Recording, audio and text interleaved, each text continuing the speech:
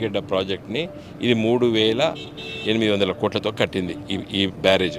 Kaleshwaram project 80,000 కోట్లు అయినప్పుడు కూడా ఈ 86 పిల్లర్లో ఉన్నటువంటి ఈ బ్యారేజ్ ఖర్చు 3,800. దాంట్లో 2 పిల్లర్స్ కుంగినాయి. వాటిని తీసేసి మళ్ళా పునర్నిర్మించినా కూడా 200-300 కోట్ల కంటే ఎక్కువ ఖర్చు కాదు. మరి ఆ పనులు ఎందుకు మొదలు పెడతలేడు అంటే రేపు జూన్ జూలైకి వచ్చేసరికి గోదావరి నది ఉగ్ర రూపం చూపిస్తుంది. ఇప్పుడు మనం నిలబడ్డాం కదా, దీని మీదకి వెళ్ళి కూడా నీళ్ళు పోతాయి. మరి దీన్ని కాపాడుకోవాలి కదా, ఆ కాపాడుకునేటువంటి మరి ఆలోచన వాళ్ళకి లేదు. అందుకోసం ఇవాళ మేము వచ్చి డిమాండ్ చేస్తున్నాము, ఈ నష్టం జరిగింది, సంథింగ్ వెంట్ రాంగ్, ఎవరి ద్వారా తప్పిదం జరిగిందని విచారించండి. అది ఇంజనీరింగ్ నిర్మాణ లోపమా, లేకపోతే డిజైన్ లోపమా, లేకపోతే ఇక్కడ యాక్ట్ ఆఫ్ గాడ్ అంటాం, అంటే ఏమైనా జరగవచ్చు. ఈ నీళ్ళను ఆపి ఇవాళ మిడిమానేర్ నింపి ఉంటే తెలంగాణ రైతులు నష్టపోకపోదు.